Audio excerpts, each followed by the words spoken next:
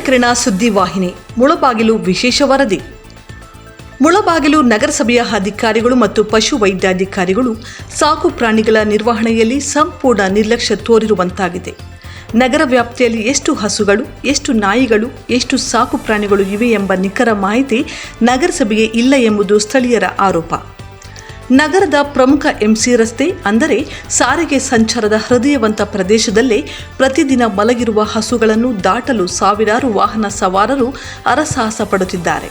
ಹಸುಗಳು ರಸ್ತೆ ಮಧ್ಯೆ ಮಲಗಿರುವುದರಿಂದ ಮೋಟಾರು ಸವಾರರು, ಶಾಲಾ ಮಕ್ಕಳು ಹಾಗೂ ಪಾದಚಾರಿಗಳು ಅಪಾಯದಲ್ಲಿದ್ದಾರೆ. ಪ್ರತಿದಿನ ಕಾಣುವ ದ್ವಿಚಕ್ರ ವಾಹನ ಅಪಘಾತಗಳು, ಶಾಲಾ ವಿದ್ಯಾರ್ಥಿಗಳು ಬೀದಿಗಳಲ್ಲಿ ಓಡಾಡಲು ಭಯಪಡುವ ಸ್ಥಿತಿ ಹಾಗೂ ನಗರಸಭೆಯ ಅಲಂಕಾರದ ಭಾಗವಾಗಿದ್ದ ರಸ್ತೆ ಬದಿಯ ಹೂವಿನ ಗಿಡಗಳನ್ನು ತಿಂದು ತೇಗುವ ಹಸುಗಳು ಇವೆಲ್ಲವೂ ಅಧಿಕಾರಿಗಳ ನಿರ್ಲಕ್ಷ್ಯದ ನಿಜ ಚಿತ್ರಣವಾಗಿದೆ. ನಗರದಲ್ಲಿ ಸಾಕು ಪ್ರಾಣಿಗಳನ್ನು ಎಲ್ಲಿ ಸಾಕಬೇಕು, ಅವುಗಳ ಮಾಲೀಕರು ಯಾರು, ಬೀದಿಗೆ ಬಿಟ್ಟರೆ ಯಾವ ರೀತಿಯ ಅನಾಹುತಗಳಾಗಬಹುದು ಎಂಬ ಜವಾಬ್ದಾರಿಯ ವಿಚಾರದಲ್ಲಿ ನಗರಸಭೆ ಹಾಗೂ ಪಶು ವೈದ್ಯಾಧಿಕಾರಿಗಳು ಸಂಪೂರ್ಣ ಮೌನ ವಹಿಸಿದ್ದಾರೆ. ಮೂಡಲಕಿರಣ ಸುದ್ದಿವಾಹಿನಿ ಈ ಮೂಲಕ ನಗರಸಭೆ ಮತ್ತು ಪಶು ವೈದ್ಯ ಇಲಾಖೆಗೆ ಮನವಿ ಮಾಡುತ್ತದೆ. ಬೀದಿಯಲ್ಲಿ ಅಲೆದಾಡುವ ಹಸುಗಳನ್ನು ತಕ್ಷಣ ಗೋಶಾಲೆಗೆ ಕಳುಹಿಸಲು ಕ್ರಮ ಕೈಗೊಳ್ಳಿ, ಇಲ್ಲದಿದ್ದರೆ ನಗರ ಜನರ ಸಹನೆಗೆ ಮಿತಿ ಬರುವಂತಾಗಿದೆ. ವರದಿ ಬಜರಂಗಿ ಚಲ್ಪತಿ, ಮೂಡಲಕಿರಣ ಸುದ್ದಿ. ಮೂಡಲಕಿರಣ ಸುದ್ದಿವಾಹಿನಿಯ ಸಮಸ್ತ ವೀಕ್ಷಕರಿಗೆ ಸ್ವಾಗತವನ್ನು ಕೋರುತ್ತಾ, ವಿಶೇಷವಾಗಿ ಇಂದು ನಾವು ಮುಳಬಾಗಿಲಿನ ಪ್ರಮುಖ ಬೀದಿಯ NH4 ರಸ್ತೆ, ಏನು ಪ್ರಮುಖವಾಗಿ MC ರಸ್ತೆ ಅಂತ ಏನು ಹೇಳ್ತೀರಾ, ಆ ರಸ್ತೆಯಲ್ಲಿದ್ದೀವಿ. ಸುಮಾರು ತಿಂಗಳು ವರ್ಷಗಳಿಂದ ನಾವು ನೋಡ್ತಾ ಇದ್ದೀವಿ, ಈ ಒಂದು ಹೆದ್ದಾರಿಯಲ್ಲಿ ಈ ಹಸುಗಳು ಅಂದರೆ ಇದರ ಮಾಲೀಕರು ಯಾರು ಅಂತ ಗೊತ್ತಿಲ್ಲ. ಒಂದು ವೇಳೆ ಇದರ ಮಾಲೀಕರು ಇದ್ದಾರಾ ಇಲ್ಲ ಏನಾದರೂ ಇದೇನು ಬೇರೆ ರೀತಿ ಏನಾದರೂ ಕಸಾಯಿಖಾನೆಗೆ ಹೋಗುವಂಥ ಹಸುಗಳ ಇದರ ಮಾಲೀಕರು ಯಾರು ಅಂತ ಕೂಡ ಗೊತ್ತಾಗ್ತಾ ಇಲ್ಲ. ಇಲ್ಲಿ ಏನು ಇದರಿಂದ ತೊಂದರೆ ಆಗ್ತಾ ಇದೆ ಅಂದರೆ, ಸುಮಾರು ಏನು ದೇವಿ ಭವನ್ ಹೋಟೆಲಿಂದ ಹಿಡಿದು ಈ ನಮ್ಮ ವರದರಾಜ ಟ್ಯಾಕೀಸ್ವರೆಗೂ ಈ ಹಸುಗಳು ಎಲ್ಲಂದರೆ ಅಲ್ಲಿ ರೋಡ್ಗಳ ಮೇಲೆ ಬಿದ್ದಿರುತ್ತೆ. ಸುಮಾರು 20ರಿಂದ 25 ಹಸುಗಳು ಈ ರಸ್ತೆ ದಾಟುವಾಗ ಇರ್ಬೋದು, ರಸ್ತೆ ಹೋಗುವ ಪ್ರಯಾಣಿಕರಿಗೆ ತೊಂದರೆ ಕೊಡುವಂತಿರ್ಬೋದು, ಹಾಗೆ ಶಾಲಾ ಮಕ್ಕಳಿಗಿರ್ಬೋದು, ಈ ಥರ ಅನೇಕ ಅಪಘಾತಗಳು ಇದರಿಂದ ಸಂಭವಿಸ್ತಾ ಇದೆ. ನೀವು ನೋಡ್ತಾ ಇರ್ಬೋದು, ಈ NH4 ರಸ್ತೆಯಲ್ಲಿ ಎಲ್ಲಂದರೆ ಅಲ್ಲಿ ಮಲ್ಕೊಂಡಿದೆ ಈ ಹಸುಗಳು. ಇದನ್ನು ಗಮನಿಸಬೇಕಾಗಿರೋದು ನಗರಸಭೆಯ ಒಂದು ಪ್ರಮುಖ ಇದಾಗಿದೆ. ಎಲ್ಲಿ ಏನು ಕೊರತೆ ಆಗಿದೆ ನಗರದಲ್ಲಿ, ಇದನ್ನು ನಿಭಾಯಿಸುವ ನಗರಸಭೆಗೆ ಸೇರುತ್ತೆ. ಇದು ನಗರಸಭೆಯವರು ಅಷ್ಟಿಂದ ಇಷ್ಟು ವರ್ಷಗಳೇ ಇದ್ದಾರೆ. ಇದರ ಮಾಲೀಕರು ಯಾರು, ಅದರ ಕತ್ತಲ್ಲಿ ಒಂದು ಟ್ಯಾಗ್ ಹಾಕೋಣ, ಮಾಲೀಕರಲ್ಲಿ ವಿನಂತಿ ಮಾಡ್ಕೊಳ್ಳೋಣ, ಈ ಹಸುಗಳು ಎಲ್ಲಿ ಹೋಗುತ್ತೆ ಸಾಯಂಕಾಲ ಅಷ್ಟಿಗೆ ಅನ್ನೋದಕ್ಕೆ ಕೂಡ ಅದು ಗಮನ ಹರಿಸ್ತಾ ಇಲ್ಲ. ಏನೇ ಅಪಘಾತಗಳಾಗ್ತಾಯಿದ್ರು, ಏನೇ ಇದಾಗ್ತಿದ್ರು ಕೂಡ ನಗರಸಭೆ ಕಿಂಚಿತ್ತು ಕೂಡ. ನನ್ನ ಈಗ ತಾನೇ ನಗರಸಭೆಗೆ ಪ್ರತಿಭಾ ಮೇಡಮ್ಗೆ ನಾನು ಫೋನ್ ಮಾಡಿದ್ದಾಗ, ಸರ್ ಯಾರ್ದು ಅಂತ ಗೊತ್ತಾಗ್ತಾ ಇಲ್ಲ ಸರ್ ಅದು ಅಂತ ಹೇಳಿದ್ರು.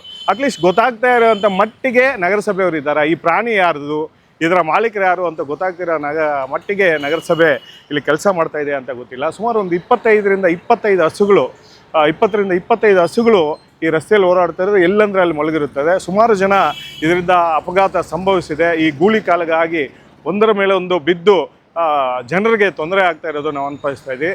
ನಾನೊಂದು ನಗರಸಭೆಗೆ ಮನವಿ ಮಾಡ್ತಾ ಇದ್ದೀನಿ. ವಿಚಾರ ಏನಪ್ಪ ಅಂದರೆ, ಈ ಹಸುಗಳನ್ನೆಲ್ಲ ಒಂದು ವೇಳೆ ಮಾಲೀಕರು ಇಲ್ಲದೆ ಹೋದರೆ ಈ ಹಸುಗಳನ್ನೆಲ್ಲ ನಾನು ನಾಳೆ ತೊಗೊಂಡು ಹೋಗ್ತಾ ಇದ್ದೀನಿ ಗೋಶಾಲೆ ಸೇರಿಸೋದಕ್ಕೆ. ದಯವಿಟ್ಟು ನನಗೆ ನಗರಸಭೆಯವರು ಪರ್ಮಿಷನ್ ಕೊಡಬೇಕಾಗಿದೆ. ಯಾರು ಈ ಹಸುಗಳ ಮಾಲೀಕರು ಇಲ್ಲದ ಹಸುಗಳನ್ನು ಬೀದಿಗೆ ಬಿಟ್ಟಿದ್ದಾರೋ, ಆ ಬೀದಿಗೆ ಬಿಟ್ಟಿರೋ ಹಸುಗಳನ್ನ ಈ ಒಂದು ಹಸುಗಳನ್ನ ನಾನು ಗೋಶಾಲೆಗೆ ಸಾಗಿಸುವ ಕೆಲಸ ಮಾಡ್ತಿದ್ದೀನಿ. ದಯವಿಟ್ಟು ಮಾಲೀಕರು ಯಾರು, ಒಂದು ವೇಳೆ ಮಾಲೀಕರು ಇಲ್ಲದೆ ಹೋದರೆ ಈ ಹಸುಗಳನ್ನೆಲ್ಲ ನಾನು ಗೋಶಾಲೆದಕ್ಕೆ ಸಾಗಿಸೋದಕ್ಕೆ ಅನುಕೂಲ ಮಾಡಿಕೊಡ್ಬೇಕಾಗಿ ನಗರಸಭೆ ನಾನು ವಿನಂತಿ ಮಾಡ್ಕೊತಾ ಇದ್ದೀವಿ. ಒಂದು ವೇಳೆ ಈ ಥರ ಬಿಟ್ಟರೆ ಅವರಿಗೆ ಒಂದು ನೋಟಿಸ್ ಅಂತ ಆಗಬೇಕು. ಈ ಹಸುಗಳು ಎಲ್ಲಿ ಹೋಗುತ್ತೆ, ಒಂದು ವೇಳೆ ಕಸಾಯಿಖಾನೆಗೆ ಹೋಗೋಗಿದ್ರೆ ಅವ್ರ ಮೇಲೆ ಕಠಿಣವಾದಂಥ ಕ್ರಮ, ಯಾಕೆಂದರೆ ಕರ್ನಾಟಕದಲ್ಲಿ ಗೋಹತ್ಯೆ ನಿಷೇಧವಿದೆ. ಅವ್ರ ಮೇಲೆ ಸೂಕ್ತ ಕ್ರಮ ಕೈಗೊಳ್ಳಬೇಕು, ಮನವಿ ಮಾಡಬೇಕು. ಅದೇ ರೀತಿ ರಸ್ತೆಗೆ ಬಿಟ್ಟರೆ ಅದರ ಮಾಲೀಕರ ಒಂದು ಟ್ಯಾಗನ್ನು ಹಾಕಿ ಅವರು ಯಾರು ಮಾಲೀಕರು ಅವರಿಗೆ ಒಂದು ಸೂಕ್ತ ನೋಟಿಸ್ ಕೊಡಬೇಕಾಗುತ್ತೆ. ಒಂದು ವೇಳೆ ಅದು ಇಲ್ಲ ಹೋದರೆ ನಾನು ಹೇಳೋ ಪ್ರಕಾರ ನಾಳೆ ಗೋಶಾಲೆಗೆ ನೀವು ಕಾಲ್ ಮಾಡಿದ್ರೆ ನಾನು ಗೋಶಾಲೆಗೆ ಸೇರಿಸುವಂತಹ ಜವಾಬ್ದಾರಿಯನ್ನು ಹೊತ್ಕೊತೀನಿ ಅಂತ ಈ ಮೂಲಕ ನಗರಸಭೆಗೆ ನಾನು ವಿನಂತಿ ಮಾಡ್ಕೊತಾ ಇದ್ದೀನಿ. ರಸ್ತೆ ದಾಟಕ್ಕೆ ಹೋದರೂ ಅಡ್ಡ ಬಂದು ಬಿದ್ದೋದು, ಈ ಥರ ಘಟನೆಗಳಿರ್ತವೆ. ಮತ್ತು ಈ ರಸ್ತೆಯಲ್ಲಿ ಹಾಕಿರುವಂತಹ ಗಿಡ ಗಂಟೆಗಳಿಗೆಲ್ಲ ಮೇಯ್ದು ತೊಂದರೆ ಕೊಡ್ತಾ ಇದೆ. ಅದಕ್ಕೆ ತಾವೇನು ಹೇಳ್ತೀರಾ? 100% ಹೇಳ್ತೀವಿ. ಅದನ್ನು ಇಮ್ಮಿಡಿಯೇಟ್ ಖಾಲಿ ಮಾಡಿಸ್ಬೇಕು. ಎಲ್ಲಿ ಓನರ್ ಇದ್ದರೆ ಅದಕ್ಕೆ ಸೂಕ್ತವಾದ ಮಾಲೀಕರಿದ್ದರೆ ಆ ಮಾಲೀಕರು ಹಿಡ್ಕೊಂಡು ಅವ್ರು ಕಟ್ಟಾಕ್ಕೊಂಡು ಅವ್ರು ಸಾಕೋಬೇಕು. ಇಲ್ಲದೇ ಇದ್ದ ಪಕ್ಷದಲ್ಲಿ ನಗರಸಭೆ ವತಿಯಿಂದ ಅದನ್ನು ಯಾರಿಗೆ ಸೇರಿಸ್ಬೇಕು, ಎಲ್ಲಿ ಸೇರಿಸ್ಬೇಕು ಸೇರಿಸ್ತೀವಿ. ಸೇರಿಸೋಕ್ಕೆ ಆಗದೇ ಇಲ್ಲ ಅದ್ರ ಪಕ್ಷದಲ್ಲಿ ಗೋಶಾಲೆಗೆ ಕಳ್ಸೋಕ್ಕೆ ನಿಮ್ಗೆ ಅರ್ಹತೆ ಇದೆ. ಈಗ ಮೂಡಲಕಿರಣ ಡಿಸೈಡ್ ಮಾಡಿದ್ದೆ, ನಗರಸಭೆ ಏನಾದ್ರು ಅಧಿಕಾರಿಗಳೇನಾದ್ರು ಈ ಹಸುಗಳನ್ನೇನಾದ್ರು ಕೊಟ್ರೆ ನಾವು ಗೋಶಾಲೆಗೆ ಸಾಗಿಸುವ ಕೆಲಸ ನಾವು ಮಾಡ್ತೀವಿ 100%. ವೈನಾಟ್ ಈಗ ಒಂದು ಆ ಮಾಲೀಕರ ಅದ್ರ ಕತ್ತಲ್ಲಿ ಇಂಥ ಮಾಲೀಕರು ಅವ್ರ ನಂಬರ್ ಹಾಕಿ ಒಂದು ಕತ್ತಲ್ಲಿ ಒಂದು ಟ್ಯಾಗ್ ಹಾಕಕ್ಕೆ ಹೇಳಿ. ಆ ಮಾಲೀಕರಿಗೆ ಫೋನ್ ಮಾಡಿ ನಿಮ್ಮ ಹಸು ಇಂಥದ್ದಿದೆ ಕರ್ಕೊಂತೀರಾ, ಇಲ್ಲಾಂದ್ರೆ ನಾವು ಗೋಶಾಲೆ ಬೀದಿಗೆ ಬಿಡಬಾರ್ದು, ಜನಕ್ಕೆ ತೊಂದರೆ ಆಗತ್ತೆ. ಇದು ನೀವು ಹೇಳ್ದಂಗೆ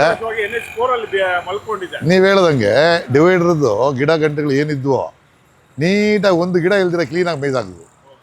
ಇದು ಯಥೇಚ್ಛವಾಗಿ ನಾವು ಗಿಡ ನೆಟ್ಟದಾಗಿದ್ದೇ ಸಮಸ್ಯೆ ಇದೆ. ಈ ಸಮಸ್ಯೆ ಬಗೆಹರದೇ ಇಲ್ಲ. ನೀವು ಹೇಳ್ದಂಗೆ 100% ನಿಜ. ಅದು ಫಸ್ಟ್ ಕ್ಲಿಯರ್ ಆಗಬೇಕು. ಅದು ಮಾಲೀಕರಿದ್ದಾರಾ, ಮಾಲೀಕರಿಗೆ ಸೇರಿಸ್ಬೇಕು, ಇಲ್ವಾ ಗೋಶಾಲೆಗೆ ಸೇರಿಸ್ಬೇಕು.